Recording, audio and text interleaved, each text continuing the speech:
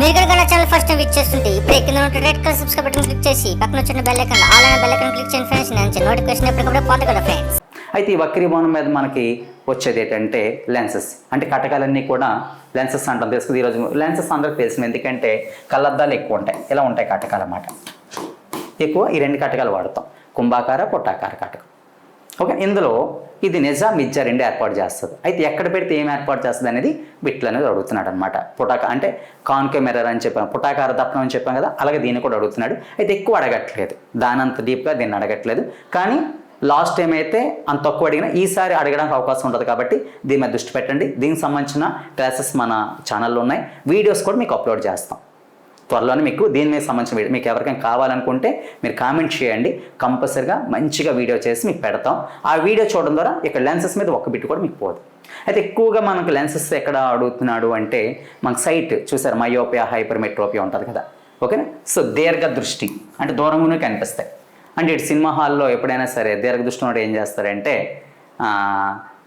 దూరం అంటే 150 రూపాయల టికెట్కి వెళ్తాడు. ఎందుకంటే 150 టికెట్కి వెళ్తేనే సినిమా కనిపిస్తుంది. రస్వదృష్టి, అస్వదృష్టి అంటే అర్థం ఏంటి, దగ్గర ఉంటేనే కనిపిస్తుంది. ఇటు 10 రూపాయలు 40 రూపాయల టికెట్కి వెళ్ళగలడు, 150 రూపాయల టికెట్కి వెళ్ళడం అన్నమాట. అలా రెండు రకాల దృష్టి దోషాలు, వాటి మీద ఎక్కువగా మన బిట్ అనేది ఈ కటకాల నుంచి అడుగుతున్నాడు అన్నమాట. సో సింపుల్ కోడ్ నేను ఏం పెట్టానంటే దీకు అంటే దీర్ఘ దృష్టి ఏంటి, కుంభాకార కటకం. దీర్ఘ దృష్టికి ఏం వాడాలి, ఇది ఈ కుంభాకార కటకాన్ని వాడాలి.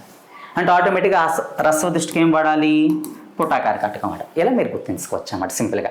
ఇది అడుగుతున్నాడు. అయితే మనం వాడే లెన్స్ అనేది కొందరికి లావుది ఉంటుంది, కొందరు పలచనగా ఉంటుంది. దాన్ని మనం పవర్ అంటాం. అందుకు పవర్ మీద కూడా మనం బిట్ అడుగుతున్నాడు.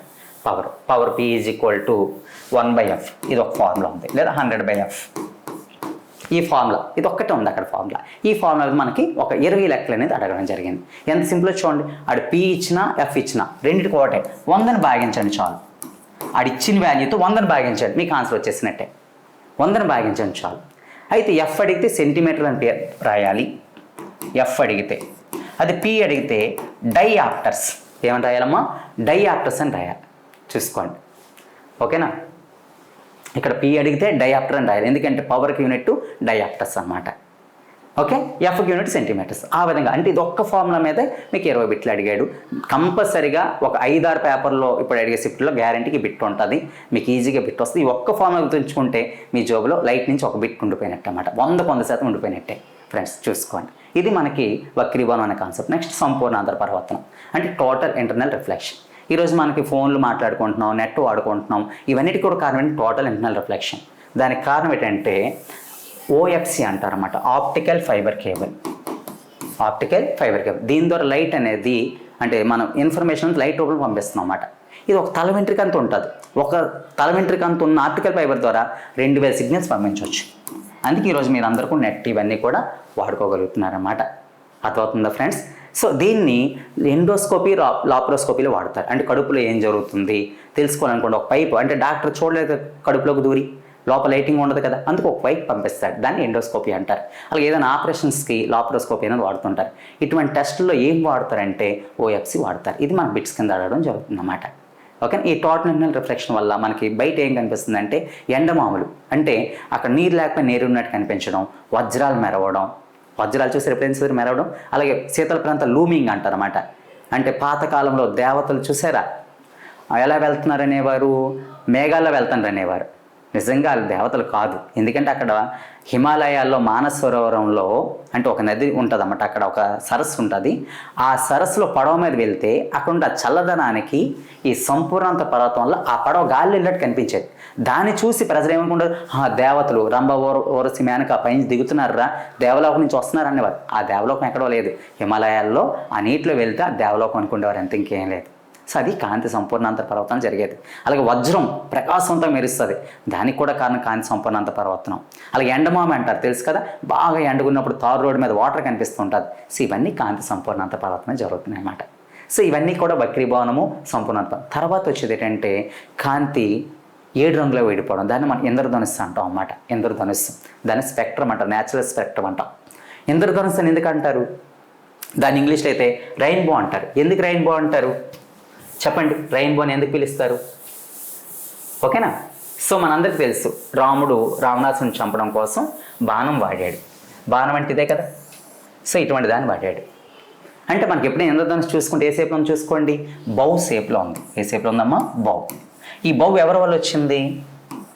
రైన్ వల్ల వచ్చింది. అందుకే దీన్ని రైన్బో అన్నారు. అంటే రైన్ వల్ల ఒక బౌ షేప్ వచ్చింది కాబట్టి దాన్ని రైన్ బో అని పిలిచారు. మన వాళ్ళకి హిందువులందరికీ కూడా మేఘాలందరికీ దేవుడు ఎవరు? ఇంద్రుడు. అందువల్ల మన వాళ్ళు ఏమనుకున్నారంటే పురాతన కాలంలో ఇంద్రుడు పైన ఉంటాడు కాబట్టి అతను ధనుస్సు అనుకున్నారు. అందుకే దాన్ని ఇంద్రధనుస్సు మనం పిలిచారు. ఇంగ్లీష్ వాళ్ళకి ఇంద్రుడు దేవుడు కాదు కాబట్టి వాళ్ళు డైరెక్ట్గా రెయిన్బో అని పిలవడం జరిగింది. అందుకే రెయిన్బో అంటే 7 కలర్స్ అని కాదు. అయితే అందులో 7 కలర్స్ ఉంటాయి. ఏ colour? Red colour wavelength ఎక్కువ అవడం వల్ల మనకు బాగా కనిపిస్తుంది. అందుకే దాన్ని డేంజర్ కలర్లో వాడుతాం. ఉదయాన్నే సాయంత్రం సూర్యుడు కూడా ఎరుపు రంగులో కనిపించడం కారణం అదే అనమాట. సో ఈ విధంగా వైలెట్ అనేది వేవ్ లెంత్ తక్కువ కానీ ఎనర్జీ అనేది ఎక్కువ. సో ఈ విధంగా మనకి ఆ రెయిన్బో మీద బిట్లు అనేవి మనకు రావడం జరుగుతుంది అన్నమాట. అయితే ఈ రెయిన్బోని న్యాచురల్గా మనం అలా చూడొచ్చు. ఆర్టిఫిషియల్గా రావాలంటే ప్రిజం వాడాలి. ఏం వాడాలి? ప్రిజం.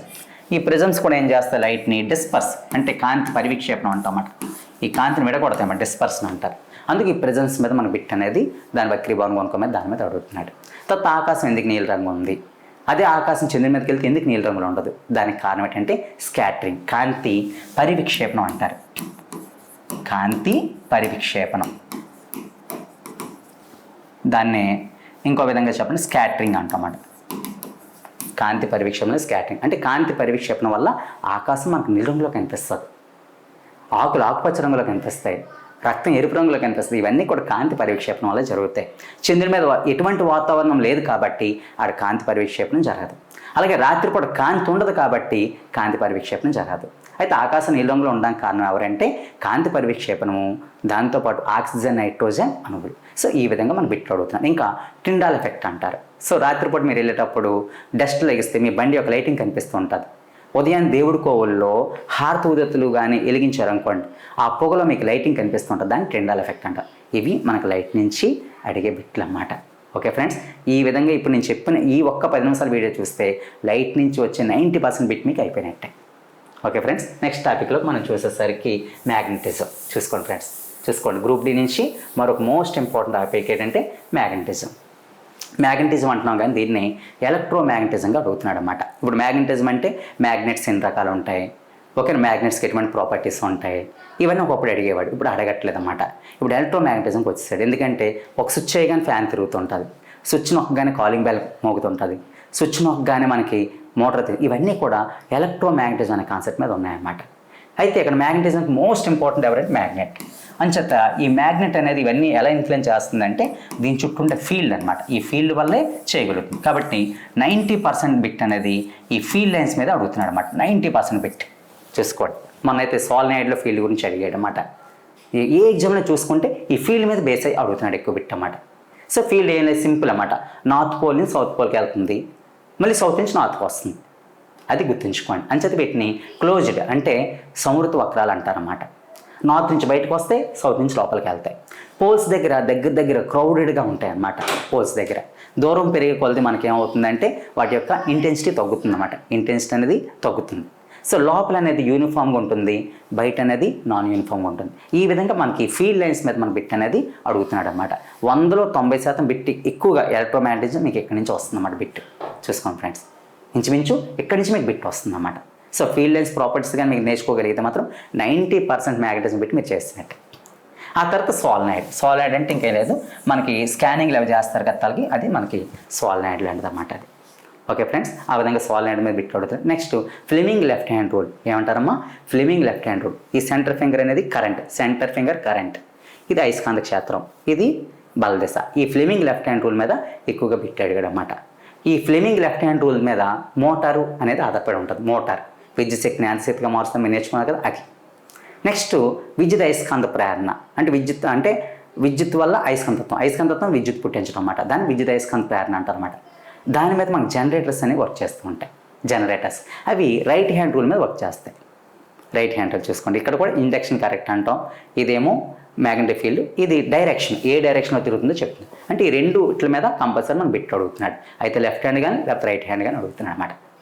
నెక్స్ట్ జనరేటర్ ఏ సూత్రంలో పనిచేస్తుంది, అలా మనకు బిట్ అనేది అడగడం జరుగుతుంది. ఓకే, ఫారడేలా, లెంజ్లా అనేవి మనకి ఇక్కడ అయస్కాంతత్వం నుంచి వస్తుంది అన్నమాట. నెక్స్ట్ వచ్చేసరికి గ్రావిటేషన్. ఇప్పుడు గ్రావిటేషన్ అనేది కూడా చాలా ఇంపార్టెంట్ మెకానిక్స్కి. ఎందుకంటే ఈ గ్రావిటేషన్లో 81 బిట్స్ నుంచి 100 బిట్స్ వరకు మనకు రావడం జరిగింది అన్నమాట. సో గ్రావిటేషన్ అంటే ఏంటంటే గ్రావిటీ అనేది ఇక్కడ మనం చూసుకుంటే మనందరూ కూడా గ్రావిటీ మీద బేస్ అయ్యి ఉన్నాం. మన హైట్ అనేది ఇక్కడ తక్కువ ఉంటుంది భూమి మీద, చంద్రుడి మీదకి వెళ్తే ఇక్కడికంటే 6 రెట్లు మనం పెరగవచ్చు. ఇవన్నీ గ్రావిటీ మీద డిపెండ్ అయ్యింది. అయితే ఈ గ్రావిటేషన్ దేని మీద వస్తుందంటే మనందరికీ గ్రావిటేషన్ ఫోర్స్ అనేది ఉంటుంది, గురుత్వాకర్షణ. దేనివల్ల అంటే మనందరం ద్రవ్యరాశిని కలిగి ఉన్నాం. దేని కలిగి ఉన్నాం? మనం ద్రవ్యరాశిని కలిగి ఉన్నాం. అంటే ద్రవ్యరాశి కలిగి ఉన్న ప్రతి వస్తువు కలిగి ఉండే వాళ్ళని గ్రావిటేషన్ అంటారు అన్నమాట. ఈ గ్రావిటేషన్ మీద మనకు న్యూటన్ ఒక లా చెప్పాడు, F = Gm1m2/r². అలాగే కెప్లర్ 3 లాస్ చెప్పాడు. కెప్లర్ ఈ రెండింటి మీద 90% బిట్ అనేది మనకి అడగడం జరుగుతుంది అన్నమాట.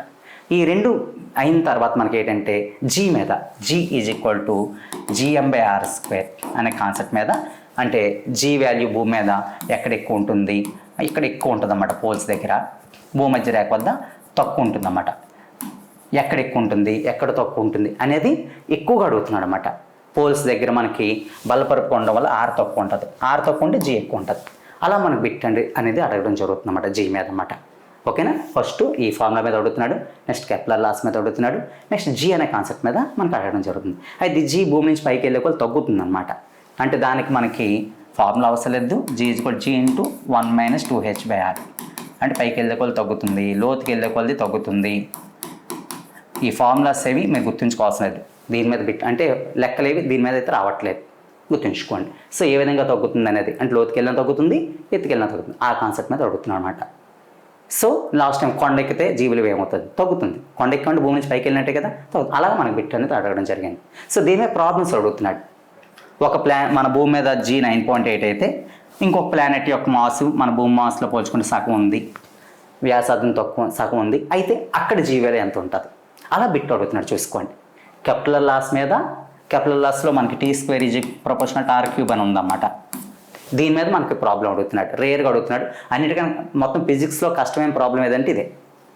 అయితే దీనికి మీకు అక్కడ ప్రాబ్లమ్స్ మేము చెప్పడం జరిగింది, మీరు అక్కడ వింటే సరిపోతుంది. ఎందుకంటే కొంచెం కాన్సెప్ట్ కష్టం కాబట్టి ఇక్కడ మనం ఎక్స్ప్లెయిన్ చేయలేము. సో దీని మీద ఈ ఏరియా మీద 90% బిట్ అనేది ప్రాబ్లం అయితే వస్తుంది. G = Gm/r². మాస్ డబుల్ అయింది, రేడియస్ సగమైంది. అలాగా రకరకాలుగా వేరియేషన్స్ ఇచ్చేసి G వాల్యూ అక్కడ ఎంత అని అడుగుతున్నాడు. ఆ కొత్త ప్లాంట్ మీద G వాల్యూ ఎంత, అంటే ఫ్యూచర్లో మనం మార్స్ మీదకి వెళ్తే అక్కడ G ఎలా ఉంటుంది, మూన్ మీదకి వెళ్తే ఎలా ఉంటుంది, అలాగనమాట. అలాగే నెక్స్ట్ ఏం అడుగుతున్నాడంటే మూన్ మీద G వాల్యూ ఎంత అని అడుగుతున్నాడు. ఇదొకటి మోస్ట్ ఇంపార్టెంట్. మూన్ మీద G వాల్యూ అంటే మన ఎర్త్ మీద ఉన్న G వాల్యూ 6 times ఉంటుంది. ఈ కాన్సెప్ట్ ఏంటి? ఈ G అనే కాన్సెప్ట్ మీద మన భూమి మీద మనం పొందేదాన్ని ఏమంటారంటే భారము, వెయిట్ అంటున్నాం. బట్ నెక్స్ట్ ఏరియా ఏమవుతుంది? W = mg. ఏమడుతున్నాడమ్మా? W = mg. చూసుకోండి, 90% బిట్ అనేది ఈ ఫామ్ నుంచి వస్తుంది, గ్రావిటేషన్ నుంచి. ఇవి మిస్ అయితేనే అవి అనమాట, అవి కొంచెం కష్టం. కానీ 90% మీద ఇది అడుగుతున్నాడు. ఇదేముందో చెప్పండి, ఎందుకు చేయలేకపోతున్నారు? G వాల్యూ అందరికి తెలుసు 9.8 అని. సో ఆడు M ఇస్తాడు, దాంతో దీని గురించి లేరా? 10 kg అంటే 10 × 9.8 చేయలేరా? 20 kg అంటే 20 × 9.8 చేయలేరా? ఎందుకు ఎంత సింపుల్ బిట్ కూడా మీరు ఆలోచిస్తున్నా నాకు అర్థం అవ్వలేదు. అలాగే ఒక వ్యక్తి భూమి మీద 300 Newtons ఉన్నాడు, చంద్రుడి మీద ఎంత ఉంటాడు? బై 6 చేస్తే అయిపోతుంది అంతే. చంద్రుడి మీద అడిగాడు అనుకోండి, బై 6 చేయండి. అంటే ఈ విధంగా ఎక్కువ అడుగుతున్నాడు అనమాట. భూమి మీద ఎంత వెయిట్ ఉంటే చంద్రుడి మీద ఎంత ఉంటాడు, చంద్రుడి మీద ఎంత ఉంటే భూమి మీద అనే వెయిట్ అనే కాన్సెప్ట్ మీద మనం బిట్ అడుగుతున్నాడు. సో గ్రావిటేషన్ మ్యాక్సిమం ఈ ఫార్ములా మీరు గుర్తుంచుకొని G వాల్యూ 9.8 గుర్తుంచుకొని సరిపోతుంది. ఇవి మిస్ అయితే అప్పుడు మనకి V = U + AT, S = UT + ½ AT², V² - U² = 2s. వీటి మీద సంబంధించి మనకు క్వశ్చన్స్ అనేవి అడగడం జరుగుతుంది, ప్రాబ్లమ్స్. అయితే ఇవి చాలా కష్టం. అందుకే నేను ఒక సింపుల్ టెక్నిక్ కనిపెట్టాను, అది మీకు ఈ వీడియోలో ఎక్స్ప్లెయిన్ చేస్తున్నాను. ఇది ఒక్కటి మీకు గుర్తుంటే ఇందులో ఏ ఫార్ములాస్ వాడకుండా ఏ లెక్కైనా సరే మీరు చేయగలుగుతారు. గ్రావిటీలో ఈ ఒక్క ఫార్ములా ఒకటి గుర్తుంచుకోండి. ఏంటంటే G = 10 అని తీసుకోండి. అంటే అర్థం ఏంటంటే ఏ వస్తువు అయినా సరే భూమి మీద పైనుంచి కిందకు పడుతుంది అనుకోండి, దాని వేగం ప్రతి సెకండ్కి 10 పెరుగుతుంది అన్నమాట. దాని వేగం ప్రతి సెకండ్కి 10 మీటర్/s పెరుగుతుంది. అది దాని అర్థం. అంతే, ఇది 10 మీటర్/s కరెంట్. ఇప్పుడు దీన్ని బేస్ చేసుకుని మీరు ఏ లెక్కని చేయొచ్చు. ఎలా అంటే ఒక వస్తువు పైనుంచి కింద పడుతుంది, 4 సెకండ్ల కింద పడింది, దాని వేగం ఎంత అడుగుతాడు. సెకండ్కి 10 అనుకోండి, 4 10 ఎంత? 40. అయిపోయింది, అంతే ఆన్సర్. దీనికి రివర్స్ అడిగాడు, ఒక రాయి నువ్వు 30 మీటర్/s అంతా పైకి ఇసిరావు, ఎన్ని సెకండ్ల పైకి వెళ్తుంది? సెకండ్కి 10 తగ్గుతుంది, కింద నుంచి పైకి తగ్గాలి కదా, సెకండ్కి 10 తగ్గుతుంది, 30 కదా ఉంది. సో 30 ఉందంటే ఎన్ని సెకండ్లు పైకి వెళ్తుంది? 3 సెకండ్స్ పైకి వెళ్తుంది. అంతే, అయిపోయింది. చూసుకోండి, అటు 30 ఇచ్చాడంటే 3, 3 సెకండ్లు అన్నాడంటే 30, అంతే. సో మీరు అనుకోవచ్చు, సార్ మరి ఎంత హైట్కి వెళ్తుందని అడిగాడు. దానికి ఒక సింపుల్ టెక్నిక్ మీకు చెప్తాను. ఎంత హైట్కి వెళ్తుంది అనేది మాత్రం చాలా సింపుల్ టెక్నిక్ అన్నమాట, ఇంకేం లేదు. చూసుకోండి ఒకసారి, ఇది ఒకటి మీరు కండస పెట్టేయాలన్నమాట. సింపుల్ టెక్నిక్, ఓకేనా. ఏదైనా సరే, ఏ వస్తువైనా పైనుంచి కింద పడుతున్నప్పుడు ఫస్ట్ సెకండ్లో 5 మీటర్స్ వెళ్తుంది. ఎన్ని మీటర్స్ వెళ్తుందమ్మా? 5 మీటర్స్ ఫస్ట్ సెకండ్లో. 2 సెకండ్లు అయ్యేసరికి 20 మీటర్ వెళ్తుంది. 3 సెకండ్లు వెళ్ళేసరికి 45 మీటర్ వెళ్తుంది. 4 సెకండ్లు వెళ్ళేసరికి 80, 5 సెకండ్లు వెళ్ళేసరికి 125. అంటే ఇది మీరు కంటస పెట్టేయాలి. ఏంటంటే చూసుకోండి, 5, 20, 45, నెక్స్ట్ 80, 125. సార్ మాకు గుర్తురాదు అనుకున్నారు అనుకోండి, చాలా ఈజీ గుర్తుంచుకోవడం. ఎంత ఈజీగా చూసుకోండి ఒకసారి. ఇది ఒక్కటి కంటస్థ పెడితే అక్కడ మీరు ఏ లెక్కన టక్కన చూసేస్తుంటే ఇంకా లెక్క మీరు ఏ ఫార్ములా అవసరం లేదు. ఇది ఒక్కటికి మీకు గుర్తుంటే చూసుకోండి ఒక్కసారి. ఎలా వచ్చిందంటే T = 1 అనుకోండి, 5 ఎలా వచ్చిందంటే 1² × 5 అనమాట. 1² × 5 ఎంత? 5 కదా. 2 సెకండ్స్ అనుకోండి, 2² × 5, 2 2 ఎంత? 4, 4 5 ఎంత? 20. T = 3 అయింది అనుకోండి, ఏమవుతుంది చెప్పండి ఒకసారి. T = 3 అయితే 3² × 5 అంతే కదా. 3 3 ఎంత? 9, 9 5 45. T = 4 అయింది అనుకోండి, 4² × 5, 4 4 ఎంత? 16, 16 × 5 ఎంత? 80. అలా అనమాట. అది 5 5 25, 25 120 అంతే. ఇది మాకు ఎలా ఉపయోగపడుతుంది సార్ అనొచ్చు. సింపుల్ అనమాట. ఒక వ్యక్తి ఒక రాయిని పైకి విసిరాడు, 4 సెకండ్లు పైకి వెళ్ళింది. 4 సెకండ్లు పైకి వెళ్ళింది, ఎంత ఎత్తుకెళ్ళింది అంటాడు? 80. అయిపోయినట్టు. 2 సెకండ్ల పైకి వెళ్ళింది 20, 3 సెకండ్ల పైకి వెళ్ళింది 45. లేకపోతే 125 మీటర్లు ఎత్తి నుంచి టవర్ నుంచి పడుతుంది, 125 మీటర్లు ఎత్తి నుంచి పడుతుంది కిందకి వస్తే దాని వేగం ఎంత అన్నాడు. సో 125 మీటర్లు అంటే ఎన్ని సెకండ్లు తీసుకోవాలి? 5 కదా ఉంది ఇక్కడ, చూసుకోండి. 5² × 5 కదా, అంటే 5 ఉంది ఇక్కడ. సో 5 సెకండ్లు కిందకి వస్తుంది. సెకండ్కి ఎంత పెరుగుతుంది దాని స్పీడు? 10. 5 సెకండ్లు ఎంత పెరుగుతుంది? 50. ఓకే, ఈ విధంగా ప్రతి లెక్కని ఈ ఒక్కటి మీరు గుర్తుంచుకుంటే చేసేవచ్చు. అలాగే సెకండ్కి 10 పెరుగుతుంది గుర్తుంచుకో. ఈ విధంగా ఫాలో అయితే గ్రావిటీలు ప్రతి లెక్క చేయొచ్చు. ఆల్రెడీ మీకు ఆ 15 క్లాసెస్లో చెప్పాను చూసారా, అక్కడ నీట్గా చాలా జాగ్రత్తగా టైం తీసుకొని చెప్పాం. మరొకసారి ఆ క్లాసెస్ కానీ మీరు చూస్తే గ్రావిటీ నుంచి ఒక్క బిట్ కూడా మీరు మిస్ అవ్వరు. ఈ ఒక్క వీడియో చూడడం ఫిజిక్స్ 10 బిట్లు మీకు వస్తాయి. మీరు నమ్మండి, చూడండి, రాకపోతే అడగండి. నెక్స్ట్ మనం చూస్తే నెక్స్ట్ టాపిక్ ఏంటంటే units and measurements. Units and measurements అనేది కంపల్సరీ ఒక బిట్ అనేది మనకు రావడం జరుగుతుంది అన్నమాట. చూసుకోండి, 75 బిట్స్ వచ్చాయి. అయితే ఆ యూనిట్స్ అనేవి ఎక్కడి నుంచో రావట్లేదు. ఈ NCERT సిలబస్లో ఉన్న మొత్తం అన్ని పాఠాల్లో ఏవైతే ఉన్నాయో అవన్నీ ఒక దగ్గర రాసుకుంటే సో వాటి నుంచి వస్తుంది. ఫర్ ఎగ్జాంపుల్ మాస్ అంటే ద్రవ్యరాశి, ఓకేనా. పొడవు, వేగము, త్వరణము, బలము, ఓకేనా, పని, శక్తి, సామర్థ్యం, అలాగే. అయితే ఎక్కువగా మాత్రం ఒక మీకు గుర్తుంచుకోండి, సింపుల్గా మీకు ఒక సజెషన్ ఇస్తున్నాను, అది ఫాలో అవ్వండి. ఎక్కువగా యూనిట్స్ అండ్ మెజర్మెంట్స్లో ప్రమాణాలు అనేవి విద్యుత్తు, అయస్కాంతత్వం, ఎక్కడి నుంచి వస్తున్నాయేమో విద్యుత్తు, అయస్కాంతత్వం నుంచి ఎక్కువగా అడుగుతున్నాడు అన్నమాట. విద్యుత్ నుంచి అయస్కాంతత్వం నుంచి ఎక్కువ అడుగుతున్నాడు. ఎందుకంటే అవన్నీ సైంటిస్టులు ఒక పేర్లు, అవి మీరు గుర్తుంచుకోవాలి కాబట్టి అవి అడుగుతున్నాడు. అంటే విద్యుత్ ప్రమాణం ఏంటి? ఆంపియర్. వోల్టేజ్ ప్రమాణం ఏంటి? వోల్ట్. నిరోధన ప్రమాణం ఏంటి? ఓం. అలాగనమాట. అలాగే అక్కడ వాటి యొక్క సింబల్స్ కూడా అడుగుతున్నాడు. విద్యుత్కి వచ్చేసరికి రెసిస్టెన్స్ నిరోధం ఏంటి, సింబల్ ఏంటి, చూడండి రెసిస్టెన్స్ అంటే ఇలా ఉంటుంది, ఇలా సింబల్స్ కూడా అడుగుతున్నాడు. సో ఇక్కడ ప్రమాణాలకు వచ్చేసరికి విద్యుత్. అయస్కాంతత్వానికి వచ్చేసరికి అయస్కాంత అభివాహన ప్రమాణం ఏంటి? వెబర్. అభివాహ సాంద్రత అంటే అయస్కాంత అభివాహ సాంద్రత ప్రమాణం టెస్లా. ఇటువంటి బిట్లు మీకు ఎక్కువగా అడుగుతున్నాడు. యూనిట్స్ మెజర్మెంట్ విద్యుత్ అయస్కాంతత ఎక్కువ చూసుకుంటే 90% మీ బిట్లు వచ్చినట్టే. అలాగే పవర్ ఆఫ్ లెన్స్, డయాప్టర్ అని చెప్పాం కదా, అదొకటి అడుగుతున్నాడు అనమాట. ఒక్కోసారి యూనిట్స్ లేని అడుగుతున్నాడు. చూడండి, వక్రీభవన గుణకానికి ప్రమాణాలు లేవు, అదొకటి అడుగుతున్నాడు. అలాగే జీకి కాన్స్టెంట్ కానీ ప్రమాణం ఉంది, అది అడుగుతున్నాడు. సాపేక్షాంత ప్రమాణాలు లేవు, అలా ప్రమాణాలు లేని కొన్ని అడుగుతున్నాడు అనమాట. ఓకే ఫ్రెండ్స్, మెజర్మెంట్స్కి వచ్చేసరికి కూడా మనకి NCERT సిలబస్లో వేగాన్ని కొలవడానికి వాడేది ఏంటి? స్పీడోమీటరు. దూరం కొలవడానికి వాడేది ఏంటి? ఓడోమీటరు. గాలి వేగాన్ని ఏంటి? ఆనిమోమీటరు. భూకంపాలను తెలుసుకునేది ఏంటి? Richter scale. ఓకేనా? సిస్మోస్కోప్. ఇలా మనకు ఆ పాఠాల్లో ఉన్నవే మనకి మెజర్మెంట్స్ యూనిట్స్లో ఇన్వెన్షన్స్ అంటాం కదా, ఆ ఇన్వెన్షన్స్ కింద మనకు అడుగుతుంది. ఎలక్ట్రోస్కోప్స్ ఇవన్నీ కూడా మనకి అడగడం జరుగుతుంది అన్నమాట. సో నెక్స్ట్ వచ్చేది సౌండ్. ఈ సౌండ్కి వచ్చేసరికి మనకి ఒక 63 బిట్స్ అనేది మనకు అడగడం జరిగింది. సౌండ్ మీద ఎక్కువగా మనం చూసుకుంటే ఎక్కువ మీరు బాగా దృష్టి పెట్టాల్సిన ఏరియా ఏంటంటే characters of the wave. Characters of the wave అంటే frequency, next amplitude, wavelength, velocity, time period. ఈ 5 మీద మనకు బిట్ అనేది ఎక్కువ అడుగుతున్నాడు అనమాట.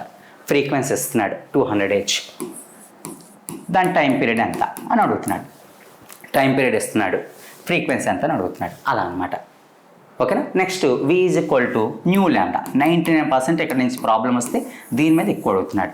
అంటే ఇక్కడ మనకు పౌనఃపున్యం ఇస్తున్నాడు, తరంగదైర్ఘ్యం ఇస్తున్నాడు, దాని మీద V ఎంత అని అడుగుతున్నాడు, లేదా V ఇస్తున్నాడు, ల్యాండా ఇస్తున్నాడు, న్యూ ఎంత అని అడుగుతున్నాడు. అలాగమాట ఈ మూడిట్లో ఏదో 2 ఇచ్చి మూడోది అడుగుతున్నాడు. సో సౌండ్ నుంచి 90% ప్రాబ్లం వస్తే ఇదే ఇస్తున్నాడు. ఇది మిస్ అయితే ఇది ఫార్ములా అన్నమాట. New = 1/t. ఈ రెండింటి మీద తప్పించి ఇంకోటి రాదు. ఇంకొకటి ఉంది ఏంటంటే అది ఎక్కువ అంటారు.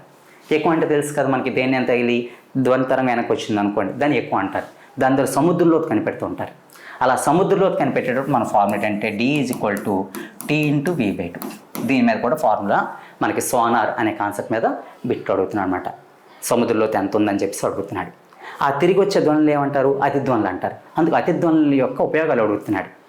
వాటిని మనం ఎక్కడ వాడతారంటే అల్ట్రాసోనోగ్రఫీ, కడుపులో పిల్లల్ని తెలుసుకోవడానికి, పిత్తాశయం రాళ్ళకు తెలుసుకోవడానికి, కంట్లో శుక్లాలు తొలగించడానికి, పెద్ద పెద్ద ఏమంటారంటే ఐరన్ దాంట్లో పగులు గుర్తించడానికి, ఇవన్నీ కూడా మనకు వాడతారు. అలాగే మనం వినే ఫ్రీక్వెన్సీ ఎంత? 20 Hz నుంచి 20,000 Hz. అలాగే ధ్వని తీవ్రతను డెసిబెల్స్లో కొలుస్తారు, ఆ డెసిబెల్ అనే కాన్సెప్ట్ మీద. అలాగే ధ్వని తీవ్రత దేనిపై ఆధారపడుతుంది? ధ్వని తీవ్రత అనేది లౌడ్నెస్ ఆఫ్ సౌండ్ దేని మీద ఆధారపడుతుంది? యాంప్లిట్యూడ్. అలాగే ధ్వని స్థాయి దేని మీద ఆధారపడుతుంది అంటే ఫ్రీక్వెన్సీ. ఓకేనా? అలాగా మనకి ధ్వని స్థాయి దేనిపై ఆధారపడుతుంది, తీవ్రత దేనిపై ఆధారపడుతుంది, దేనికి ఎక్కువ తీవ్రత ఉంటుంది, మనం వినే శ్రవ్యావధి ఎంత, అతిధ్వనులు ఏంటి. ఓకేనా? నెక్స్ట్ ఈ ఫార్ములాస్, ఇవి ధ్వని మీద వచ్చే మన బిట్. సో ఇవి అలా మీరు చూసుకుంటే ధ్వని నుంచి మీకు ఒక బిట్ కూడా పోదు. అయితే మేము ఆల్రెడీ PYQ ధ్వని మీద చేసాం. ఆ బిట్లు అలా చేసుకుంటే 100% బిట్ వస్తుంది. అయితే ఇంకొక క్లూ మీకు ఇస్తున్నాను. సౌండ్ నుంచి మీరు ఎవ్వరూ మర్చిపోకూడని ఒక పని ఉంది, అసలైనది. అది కానీ మీరు చేయలేదా, మీరు అక్కడికి వెళ్ళాక ఏడిస్తారు పేపర్లోకి వెళ్ళాక. కాబట్టి దయచేసి ఫ్రెండ్స్, ఇది ఒక్కటి మాత్రం ధ్వని విషయంలో మాత్రం మీరు అందరూ పాటించాల్సిన విషయం ఏంటంటే అది ధ్వని అనే పాఠంలో NCERT సిలబస్లో ధ్వని వేగాలకు సంబంధించి ఒక టేబుల్ ఇచ్చాడు. గాలిలో ధ్వని వేగం 346 m/s. ఓకే, నీటిలో ధ్వని వేగం 1498 m/s. గాజులో ధ్వని వేగం, ఓకేనా, అలాగే ఉక్కులో ధ్వని వేగం. ఇలా మనకి ఆ ధ్వని వేగాలు టేబుల్ ఇచ్చాడు. ఆ టేబుల్ తప్పనిసరి మీకు కంటెస్ట్ పెట్టాలి. ఆ టేబుల్ నుంచి మీకు 50 బిట్లు అడిగాడు, 1 కాదు 2 కాదు. మనం PYQ చెప్పినప్పుడు ఆ టేబుల్ మొత్తం ఇచ్చి ఆ టేబుల్ మీద ఆ బిట్లను ఎక్స్ప్లెయిన్ చేస్తాం. 50 బిట్లు అడిగాడు ఆ టేబుల్ మీద, చూసుకోండి. అంటే అన్ని రకాల ఎగ్జామ్స్లో లేదు ఒక 10 to 15 బిట్స్ అడగడం జరిగిందన్నమాట. కాబట్టి ప్రతి ఒక్కరు కూడా ఆ ధ్వనిలో ఉన్న ఆ టేబుల్ మాత్రం మీరు కంపల్సరీ కంటెస్ట్ పెట్టాలి. ఆ ధ్వని వేగాల టేబుల్ మాత్రం పూర్తి మీరు కంటెస్ట్ పెడితే మీరు యాడ్. ఎందుకంటే మిగతావన్నీ మీరు చేయగలరు. ఆ టేబుల్ వాల్యూస్ ఆ టైం మీకు గుర్తురావు. మీకు చెప్పాను కదా, రోజుకు 1 నిమిషమైనా చూసేయండి. 10 రోజులు చూడండి, ఆ టేబుల్ అలా మనసు ఉండిపోతుంది. వాయువులో ధ్వని వేగం తక్కువ ఉంటుంది, ఘనపదార్థాల ధ్వని వేగం ఎక్కువ ఉంటుంది. ఆ వాల్యూస్ అలాగా పెంచుకుంటూ ఇచ్చాడు. ముందు వాయువులు ఇచ్చాడు, తర్వాత ద్రవాలు ఇచ్చాడు, తర్వాత ఘనపదార్థాలు ఇచ్చాడు. ఆ టేబుల్ మాత్రం తప్పనిసరిగా మీరు కంటెస్ట్ పెట్టాలి ఫ్రెండ్స్. ఇది మాత్రం ఈ సూచన చాలా జాగ్రత్తగా గుర్తుంచుకోండి సౌండ్ నుంచి. నెక్స్ట్ వచ్చేసరికి మనకి వేవ్ అన్న సౌండ్ అన్న ఒకటే. సౌండ్లోని టాపిక్కే వేవ్. సో ఆ వేవ్స్లో మనం చూసుకుంటే నేను చెప్పాను కదా ఇందాక, V = n λ. V = n λ. ఆ ఫార్ములా మీద మనకు వేవ్ నుంచి 99% బిట్ అనేది అడుగుతున్నాడు. ఒకప్పుడు విద్యుదయస్కాంత తరంగాల మీద అడిగేవాడు, అది కెమిస్ట్రీ నుంచి అడుగుతున్నాడు అనమాట. అంటే అతినోలోత్ కిరణాలు, పరార్ణ కిరణాలు, విద్యుదయస్కాంత వికిరణాలు, ఆ కాన్సెప్ట్ మీద మనకి బిట్ ఇంతకుముందు వచ్చేదనమాట. అది కెమిస్ట్రీ నుంచి అడుగుతున్నాడు, ఫిజిక్స్ నుంచి ఇప్పుడు అడగట్లేదు. నెక్స్ట్ ప్రాపర్టీస్ ఆఫ్ మ్యాటర్, అంటే మనకి పదార్థం ఎటువంటి ధర్మాలు కలిగి ఉంటుంది, స్థితిస్థాపక ధర్మం కలిగి ఉండడం కానీ, స్నిగ్ధత, తలతన్యత, అటువంటి కాన్సెప్ట్ ఇప్పుడు తగ్గిపోయింది. దాని మీద బిట్ అయితే చాలా తగ్గిపోయింది. అందుకే చూసారా చాలా తక్కువ బిట్స్ అనేవి ఇప్పుడు ప్రాపర్టీస్ ఆఫ్ మ్యాటర్ నుంచి అడగడం జరిగింది. ఇప్పుడు రేర్గా అడుగుతున్నాడు, మరి రేర్ కండిషన్స్లో అడుగుతున్నాడు. అంటే ఘనపదార్థాలు, ద్రవపదార్థాలు, వాయుపదార్థాలు దేనికి ఎక్కువ కైనెటిక్ ఎనర్జీ ఉంటుంది, అలా మనకు అడుగుతున్నాడు.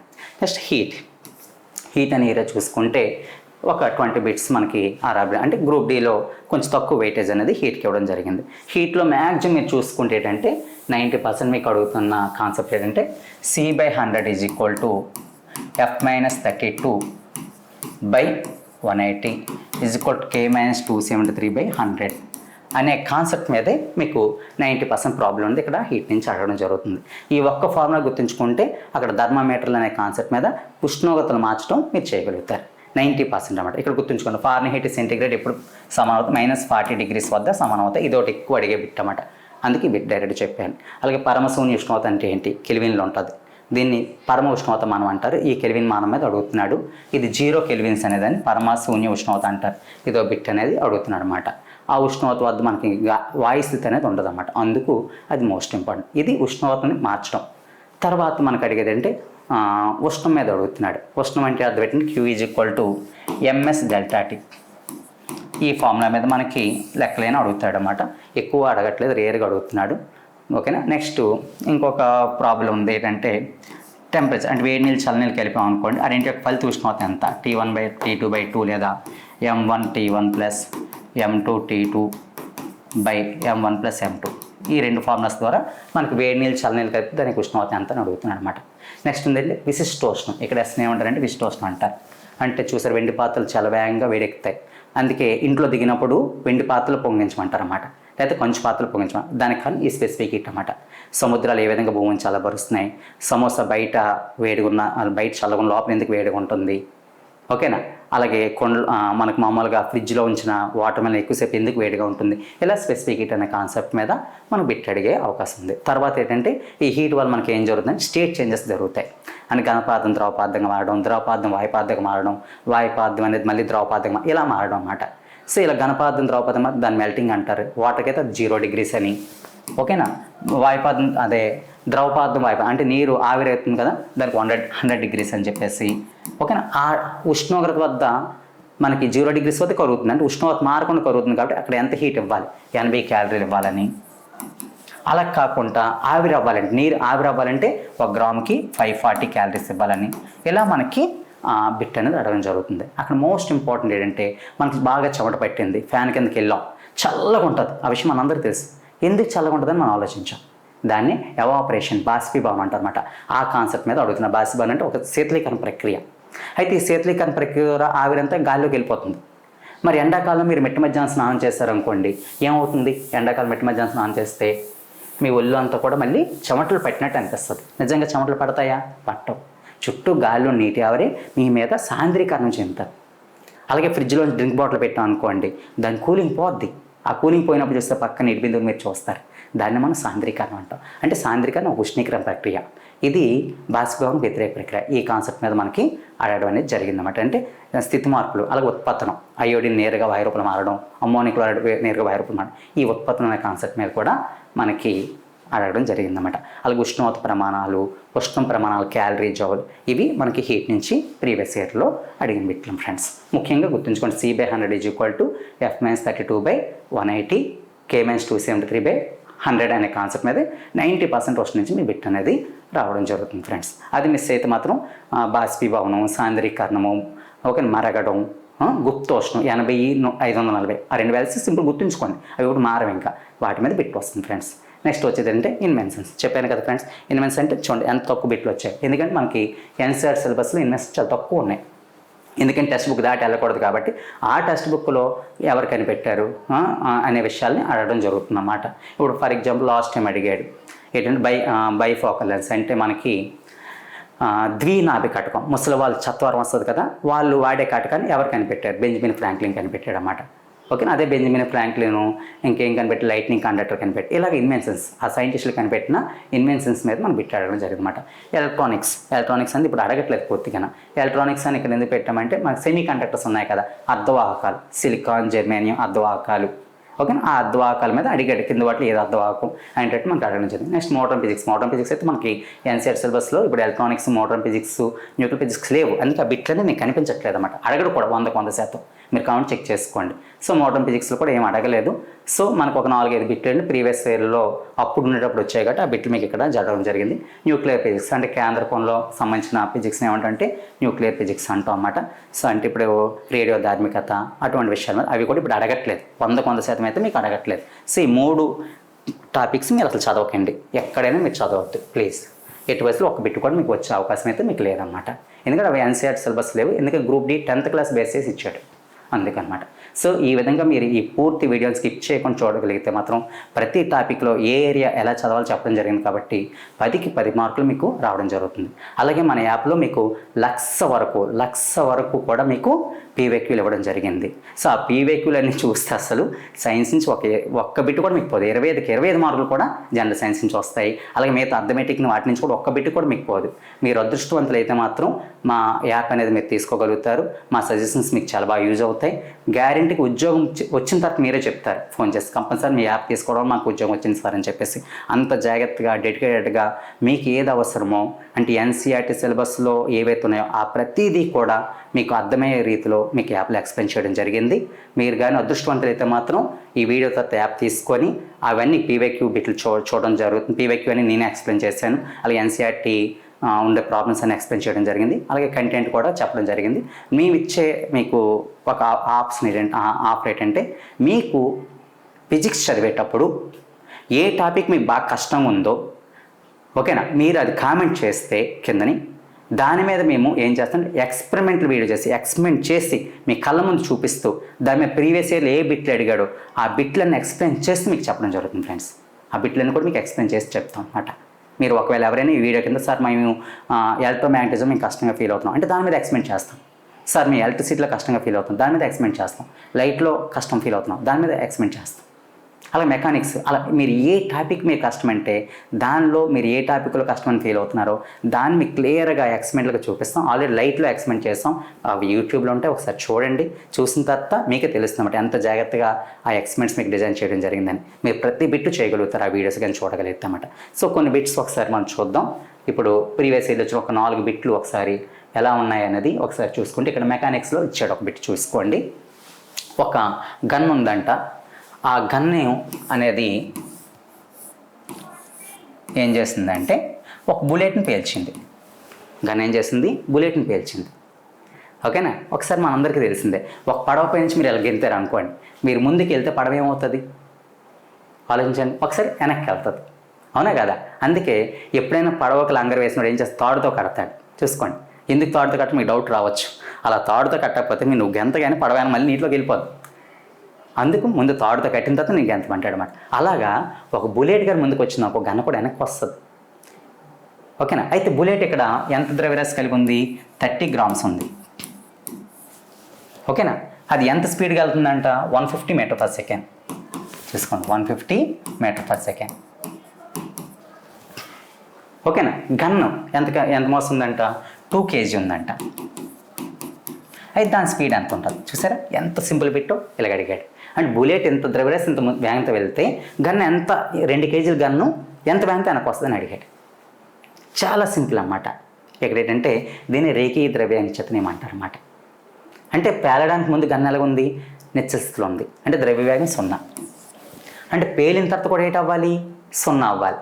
అంటే బుల్లెట్ కానీ ముందుకెళ్తే గన్ను ఏం చేస్తుంది వెనక్కి వస్తుంది ఓకేనా. అందుకు పేలిన తర్వాత ముందు కూడా దాని యొక్క ద్రవ్యవేగం 0 అవ్వాలి. కాబట్టి గన్ యొక్క ద్రవ్యవేగం అనుకోండి. ద్రవ్యవేగం అంటే ఇంకేం లేదు, పేర్లు ఉంది ద్రవ్య వేగము, ద్రవ్యరాశి ఇంటూ వేగం ఈజ్ ఈక్వల్ టు బుల్లెట్ యొక్క ద్రవ్యరాశి ఇంటూ వేగం. అంటే ఈ రెండు సమానం అవ్వాలి అంతే. అంటే బుల్లెట్ యొక్క ద్రవ్యవేగం ఎంత ఉంటుందో గన్ యొక్క ద్రవ్యవేగం కూడా అంతే ఉంటుంది. కాకపోతే బుల్లెట్ ద్రవ్యరాశి తక్కువ కాబట్టి దాని వేగం ఎక్కువ ఉంటుంది, గన్న ద్రవ్యరాశి ఎక్కువ కాబట్టి దాని వేగం తక్కువ ఉంటుంది. అందుకే బుల్లెట్ తగిలిన వ్యక్తికి గతిశక్తి వల్ల చచ్చిపోతాడు, గన్న తగిలిన వ్యక్తికి ఆ వేగం తక్కువ ఉండడం వల్ల చచ్చిపోడు. దాన్ని రీకాయిల్ అంటారన్నమాట. ఇది మీరు అర్థం చేసుకోవాలి. సో ఇంతే, ఈ ఒక్క ఫార్ములాతో మనం కనిపెట్టచ్చు. అది అంటే ఇక్కడ గన్ యొక్క ద్రవ్యవేగం బుల్లెట్ దాని సమానం అనే విషయం మీరు అర్థం చేసుకుని చాలు. ముందు ద్రవ్యవేగం 0, తర్వాత కూడా 0 అవ్వాలి. అందుకు ఈ రెండు సమానం అయ్యాయి అన్నమాట. అయితే ఇప్పుడు మీరు ఇక్కడ ఈ ప్రాబ్లంలో ఏదైనా లాజిక్ ఉందంటే ఒకే ఒక లాజిక్ ఉంది, అది మీరు అర్థం చేసుకుంటే ప్రాబ్లం మీరు సాల్వ్ చేయనట్టు అది పోయినట్టే. ఏంటో లాజిక్ అంటే ప్రమాణాలు ఎప్పుడు ఒకేలా ఉండాలి, అది గుర్తుంచుకోండి. ఫిజిక్స్ మెయిన్ ఏమన్నమాట కొలవడం, ప్రమాణాలు ఈక్వల్ ఉండాలి. ఇక్కడ ప్రమాణం ఏముంది గ్రాముల్లో ఉంది, ఇక్కడ ప్రమాణం ఎందులో ఉంది, కేజీల్లో ఉంది. చూసారా ఎంత తేడా ఉందో? అంటే గ్రామును కేజీలో మార్చాలి. చాలా సింపుల్, మీరు కష్టపడాల్సిన అవసరం లేదు. ఒక కేజీకి ఎన్ని గ్రాములు? మనందరికీ తెలిసి చిన్నప్పటి నుంచి కొనుక్కుంటున్నాం, టమాటీలు ఉల్లిపాయలు ఇవన్నీ కూడా కేజీకి 1000 గ్రాములు. అంచేత గ్రామును ఎప్పుడైనా కేజీలో మార్చాలంటే బై 1000 వేయండి, అయిపోయినట్టే. ఇంకే విధంగా కన్ఫ్యూజ్ అవ్వకండి, అసలు టెన్షన్ పడకండి. సో అది చేసేద్దాం. ఇప్పుడు మన ఘన యొక్క ద్రవ్యరాశి మనకు తెలుసు 2 kg, 2 ఇంటూ మన స్పీడ్ తెలియదు v. చూసారు ఎంత సింపుల్గా ఉందో ప్రాబ్లం. m ఎంత ఇచ్చాడు 30. ఎన్ని గ్రామ్స్లో కదా ఇచ్చాడు. కేజీలో మార్చాలంటే ఏం చేయాలని చెప్పాం, బై 1000 చేయాలి. బై 1000 ఇంటూ స్పీడ్ అంతా 150. అంతే, ప్రాబ్లం అయిపోయినట్టే. ఎంత సింపుల్ చూసుకోండి. ఈ 2 జీరోలు క్యాన్సిల్ అయిపోయాయి. ఓకేనా? సో ఇక్కడ ఏమొచ్చింది మనం చూసుకోండి, 15 3 ఎంత 45. 45ని 2 ఇంకా భాగిస్తుంది. భాగిస్తే మనకి ఎంత అవుతుందంటే 45/20 వచ్చింది. సో 20 వస్తే ఈ 20తో 45 భాగించాం అనుకోండి, 2.5. ఓకేనా? అంటే 22.5/10 అని వచ్చింది. 2తో కొట్టేసాను అనమాట. అప్పుడు ఆన్సర్ మనకి ఎంత వచ్చింది, 2.25. అంటే గన్న ఎంత మనకి ఎంత వెళ్తుందమ్మా, 2.25. అయితే బుల్లెట్ ముందుకెళ్తే గన్న ఏం చేస్తుంది, వెనక్కి వస్తుంది. రివర్స్లో కదా వస్తుంది, కాబట్టి కంపల్సరీ మైనస్ ఉండాలి. అంటే అది ముందుకెళ్తే వెనక్కి వస్తుందంటే దానికి వ్యతిరేకంగా వెళ్తుందంటే మైనస్ పెట్టాలి. సో ఇచ్చిన ఆప్షన్స్లో ఎక్కడైతే -2.25 ఉందో అది correct answer. So this is the correct answer. ఈ విధంగా మీరు ప్రాబ్లమ్స్ ఆలోచించాలి. ఇలా నీట్గా ఎన్సీఆర్టీ సిలబస్లో ఉన్న ఈ మోడల్ ప్రాబ్లమ్స్ మనకు అడుగుతున్నాడు. ఇది ఎన్సీఆర్టీ సిలబస్లో ప్రాబ్లం అన్నమాట. ఓకేనా? ఈ ప్రాబ్లమ్స్ అని మీకు చెప్పడం జరిగింది యాప్లో. అవి మీరు జాగ్రత్తగా ప్రిపేర్ అయితే మాత్రం 100% ఒక ప్రాబ్లం కూడా మీరు మిస్ అవ్వాలి. ఇంత సింపుల్ అన్నమాట ప్రాబ్లం. చూసుకోండి. సో నెక్స్ట్ ప్రాబ్లంలోకి మనం వెళ్దాం. చూడండి, ఒక్కసారి చూసుకుంటే ఇది ఎలక్ట్రిసిటీ నుంచి అడిగిన బిట్ అన్నమాట. మనకి అందరికీ తెలుసు, చిన్నప్పటి నుంచి మనం ఇన్కాండెసెంట్ బల్బ్ అంటారు. మన బల్బ్ అని వాడేస్తున్నాం కదా, దాన్ని ఏమంటారు, ఇన్కాండెసెంట్ బల్బ్. ఇన్కాండెసెంట్ బల్బ్ అందులోపల చూస్తే ఏదో ఒక ఫిలమెంట్ బాగా వేడెక్కినట్టు ఉంటుంది.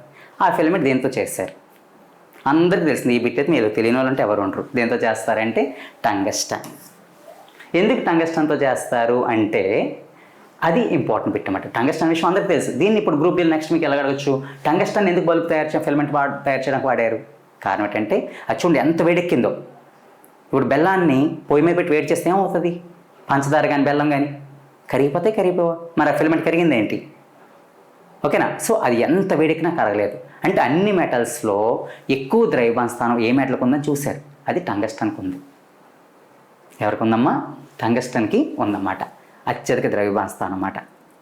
Okay, 3422 degree centigrade. అంటే ఇంత టెంపరేచర్లో అది కరగదంట. 3422. సో 3 అనేది ఒక prime number, first odd prime number. 3 తర్వాత సంఖ్య 4. 4 2 ముక్కలు చేస్తే 2 అలా కూడా గుర్తుంచుకోవచ్చు. ఓకేనా? ఈ టెంపరేచర్ అడగడం మామూలు చెప్తున్నాను. హైయెస్ట్ టెంపరేచర్ ద్రవ్యభాన స్థానం ఎవరికి ఉంది?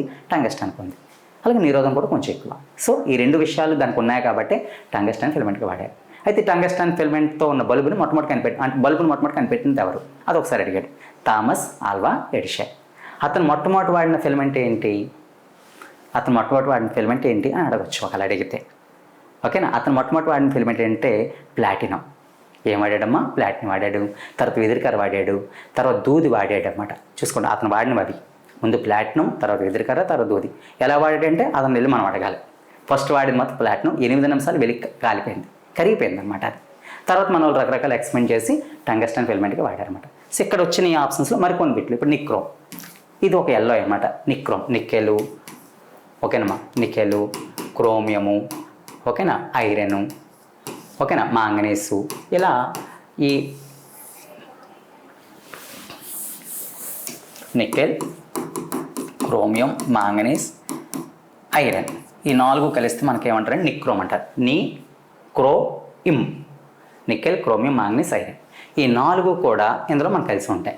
దీన్ని నిక్రోమ్ వైర్ అంటారు. దీని ప్రత్యేకత ఏంటంటే టంగస్టన్ లాగా దీని యొక్క ద్రవ్యభాన స్థానం ఎక్కువ ఉంటుంది, నిరోధం కూడా ఎక్కువ ఉంటుంది. కాకపోతే రెండింటికి తేడా ఏంటంటే ఇది ఎక్కువగా ఆక్సీకరణం చెందదు, వేగంగా తుప్పు పట్టదు. టంగస్టన్ కాదు, గాలి ఆక్సిజన్ వెంటనే రియాక్ట్ అయిపోదు. అందుకు మనం దీన్ని కనిపెట్టాల్సి వచ్చింది. సో ఇది ఒక మంచి హీటింగ్ ఎలిమెంట్. అందుకు మనకి హీటర్స్లో కానీ, గ్రేజర్లో కానీ, ఓకేనా, సాల్టింగ్ రాడ్లో కానీ, నెక్స్ట్ అలాగే ఎలక్ట్రికల్ ఓవెన్స్లో కానీ ఏం వాడతారంటే రూమ్ హీటర్స్లో కానీ నిక్రోమ్ వాడతారు. ఆ విధంగా మీకు బిట్ అడగవచ్చు. ఇది ఏ కాన్సెప్ట్ మీద పనిచేస్తుందంటే heating effect of electric current. Heating effect of electric current అంటే విద్యుత్ వల్ల ఉష్ణ ఫలితాలు అనే సూత్రం పనిచేస్తుంది. విద్యుత్ వల్ల ఉష్ణ ఫలితాలు. అలాగే ఇది కూడా టంగస్టన్ కూడా ఏ సూత్రం పనిచేస్తుందంటే విద్యుత్ వల్ల ఉష్ణ ఫలితాలు. అక్కడ వేడెక్కడం వల్ల మన బల్బు నుంచి లైటింగ్ వస్తుంది అన్నమాట. ఆ విధంగా మనం బిట్ అడుగుతాడు. ఓకే, సో రాగి తెలుసు, మనందరం కూడా ఈరోజు కరెంట్ వైర్ల కింద రాగిని వాడుతాం. ఎందుకు వాడుతాం అంటే దానికి తాంతోత లక్షణం ఎక్కువ, సన్నం తీగలుగా సాగుతుంది, నిరోధం తక్కువ, అదనమాట.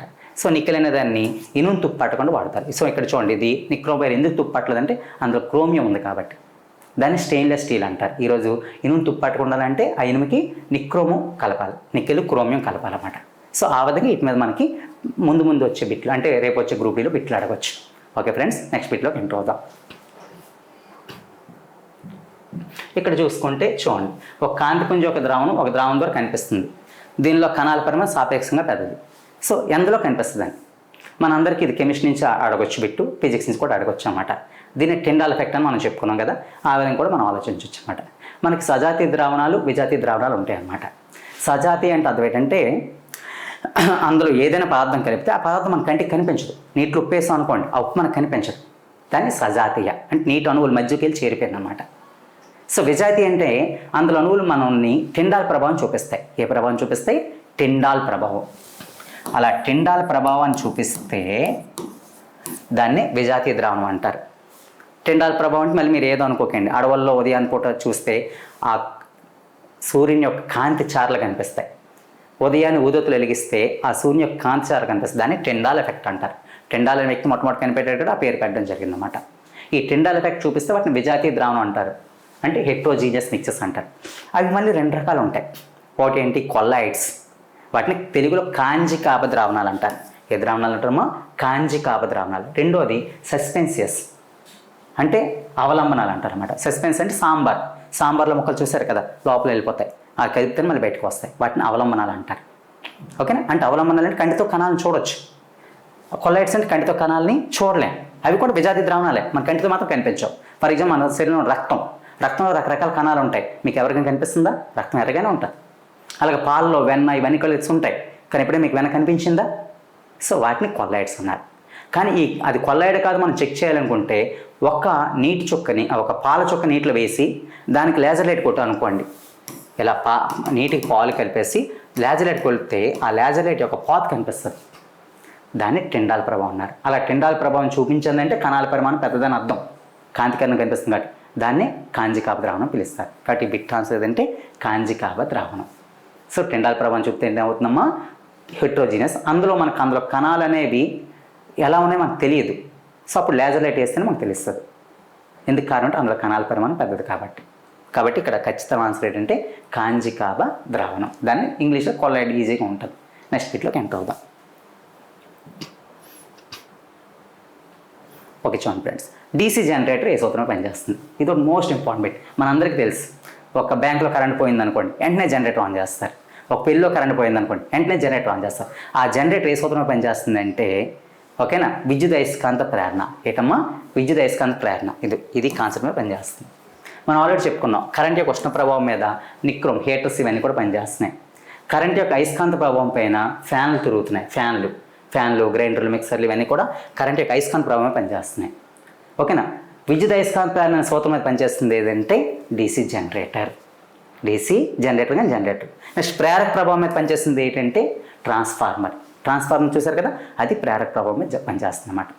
చూసుకోండి, ఒక్కొక్కటి దేని పనిచేస్తుందని చెప్పాను. ఇది హీటర్, ఇది ఫ్యాన్లు, ఏసీలు, మిక్సీలు ఇవన్నీ కూడా. ఇది జనరేటర్. ఇవంటే ఇప్పుడు మన బిట్ కాన్సెప్ట్ ఏదంటే ఇది విద్యుత్ అయస్కాంత ప్రేరణ. మరి మిగతా కూడా మీకు తెలియాలి కదా, అందుకు నేను ఎక్స్ప్లెయిన్ చేస్తున్నాను అనమాట. ఉష్ణ ప్రభావం అంటే నిక్రోమ్ తెగ వాడినవని చెప్పవచ్చు. హీటర్స్, ఓకేనా, స్టవ్స్, గ్రేజర్స్ ఇవన్నీ కూడా చెప్పొచ్చు అన్నమాట. విద్యుత్ అయస్కాంత ప్రభావం అంటే ఫ్యాను, ఏసీ, మిక్సీ ఇవన్నీ స్విచ్ చేయగానే తిరుగుతున్నాయి చూసారా, కాలింగ్ బెల్లు, ఓకేనా, ఇవన్నీ కూడా మనం కరెంట్ యొక్క అయస్కాంత ప్రభావం చెప్పొచ్చు. మరి విద్యుత్ అయస్కాంత ప్రేరణ కాన్సెప్ట్ జనరేటర్ ఏటమ్మా? అది ఏసీ అవ్వచ్చు, డీసీ అవ్వచ్చు, రెండు కూడా పనిచేస్తాయి. ప్రేరక ప్రభావం అంటే అది ఏంటంటే ట్రాన్స్ఫార్మర్. ఏటమ్మా? ట్రాన్స్ఫార్మర్ పనిచేస్తుంది. సో ఇక్కడ బిట్ ఆన్సర్ ఇది అవుతుందన్నమాట. అయితే జనరేటర్ ఇంకా ఏ సూత్రం పనిచేస్తే ఇంకోసారి అడిగాడు, ఏదంటే right hand rule, Fleming right hand rule మీద కూడా పనిచేస్తారు. అది ఒకసారి కూడా అడుగుతుంటాడు అన్నమాట. ఓకే ఫ్రెండ్స్, ఈ విధంగా ఈ వీడియో ద్వారా ఫిజిక్స్లో మీకు 10కి 10 మార్కులు ఎలా తెచ్చుకోవచ్చు, ఏ టాపిక్ని ఎలా చదివితే మీరు ఈజీగా గెయిన్ చేస్తారు అనేది మీకు చెప్పడం జరిగింది. అలాగే మా యాప్లో ఏ వీడియోస్ మీరు చూస్తే ఎక్కువ మార్కులు గెయిన్ చేయగలుగుతారో కూడా చెప్పడం మీకు జరిగింది. మొత్తం కంటెంట్ ఇవ్వడం జరిగింది, 1,00,000 వరకు పీవైక్యూ బిట్లు ఇవ్వడం జరిగింది. అలాగే ఎన్సీఆర్టీ సిలబస్లో ప్రతి ప్రాబ్లం కూడా ఈచ్ అండ్ వన్ చాలా జాగ్రత్తగా నీట్గా మీకు అర్థమయ్యే రీతిలో ఎక్స్ప్లెయిన్ చేయడం జరిగింది. సో ఫ్రెండ్స్, మీరు అదృష్టవంతులు అయితే తప్పనిసరిగా మా యాప్ని మీరు తీసుకుంటారు, మంచి ఈ ఉద్యోగంలో మీరు విజయం సాధిస్తారు. నెక్స్ట్ మీరు 10 మందికి చెప్పి మాకు మీకు అందరూ కూడా సంతోషంగా ఉంటారు. Thank you friends, bye. Hi friends, మీరు ఇక్కడ నా ఛానల్ ఫస్ట్ టైం విజిట్ చేస్తుంటే ఇప్పుడు కింద ఉంటుంది red colour subscribe button click చేయండి. పక్కన వచ్చేటువంటి బెల్ ఐకాన్ క్లిక్ చేస్తే నేను అందించే లేటెస్ట్ అప్డేట్ మీరు ఎప్పటికప్పుడు నోటిఫికేషన్ ద్వారా పొందగలరు ఫ్రెండ్స్. అలాగే నా యాప్ని కూడా డౌన్లోడ్ చేయండి ఫ్రెండ్స్. Thank you.